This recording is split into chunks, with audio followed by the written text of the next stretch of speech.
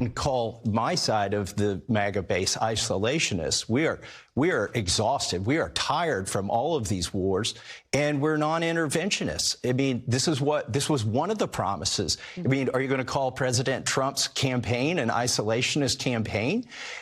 What he promised us was we would put America first. As we continue to monitor events in the Middle East, it is worth noting a political phenomenon here at home, because the last 48 hours or so have served to highlight significant strain, it would seem, inside and at the seams of Donald Trump's political coalition.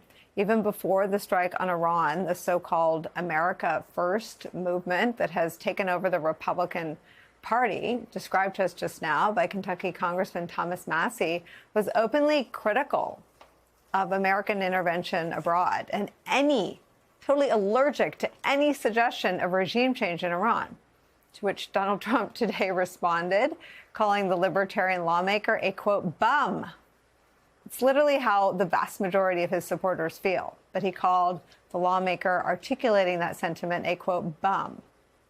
Now, two key advisors are in the process of launching an anti-Massie, that's the congressman, super PAC, to try to run him out of the party by primarying him.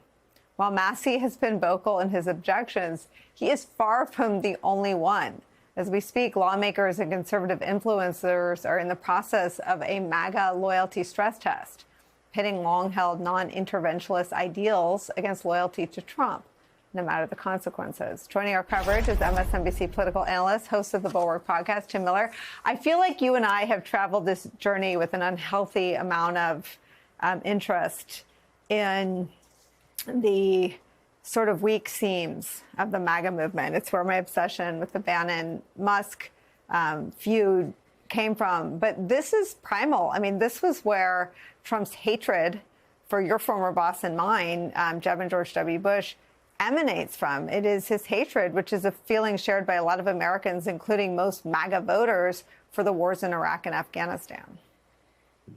Yeah, I guess I would say that my obsession with this only borders on unhealthy with regards to J.D. Vance in particular, because he is really the person caught in the middle of this MAGA civil war. And I do have to say that I've been relishing watching him squirm and all of that.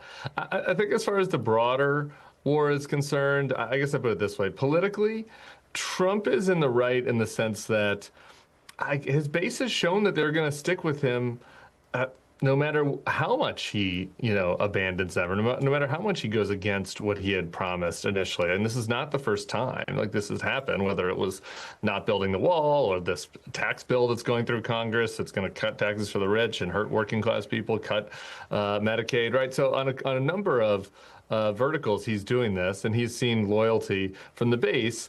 I think that is potentially he could lose that if they suffered real consequences. And I think that's where the reality of what happens with the economy and what happens over in the Middle East, will impact whether or not, this fissure turns into a real political problem for Trump. But I do think it'll be a political problem for JD and whoever wants to succeed him going forward, because you're right that the base, if it was not Trump doing this, the base would be opposed to this. If this was Mitt Romney going into Iran, the MAGA base and the MAGA media would be united. There would be no fissure because everybody would be against it. And so I think outside of the context of Trump, the battle will wage on. And I guess I would say one other thing on the actual merits of the policy.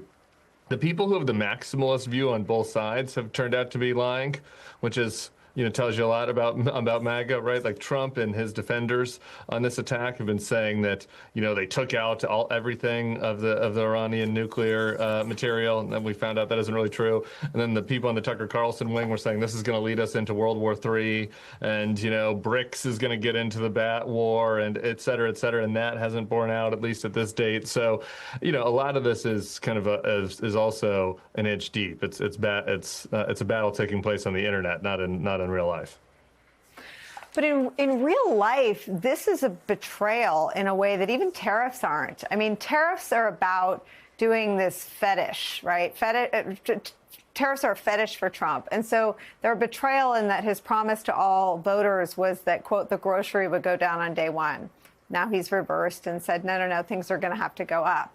But this feels different, because I think what he's said to his base since 2015 is I see what you see in the wars in Iraq and Afghanistan. No role for America.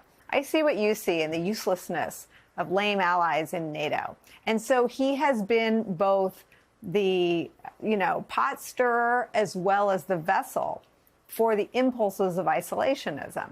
And now he's turned his back on all that and David Ignatius basically writes that he abandoned his own controversial intelligence head and relied on Israeli intelligence. It is so anathema to America first. I don't even know how you draw distorted dots to get back to America first. Oh, well, that is absolutely true. I know on the merits, it is a betrayal. On the merits, not America first. And it's impossible to even make a cogent argument that there was a urgent American national security interest at play here, right? I mean, like maybe, down the line, or maybe, within the context of geopolitics, right? That's what would, some national security, minded folks on both sides of the aisle would say. But like within the America First rubric, there isn't any rationale for this. It has been a betrayal. And I think that what they're pushing through on the Hill is a betrayal. Like the question is, can those betrayals penetrate the cult-like following? Can they penetrate the media environment that these folks are swimming in, where they're getting a lot of pro-Trump propaganda? And I think those questions are kind of unanswerable. But like on the actual merits of the policy, you're certainly right, Nicole. Yeah, I don't know. Maybe I spend too much time like in upside down land trying to see it the way they see it. But I think the politics being so tricky are why Trump is tweeting incessantly. Like I haven't seen him tweet this much. I don't know, ever since he lost the 2020 election. Yeah, that's right. That's exactly right. See, we do spend the same amount of time at the bottom of the barrel. Thank you very much, my friend, for being part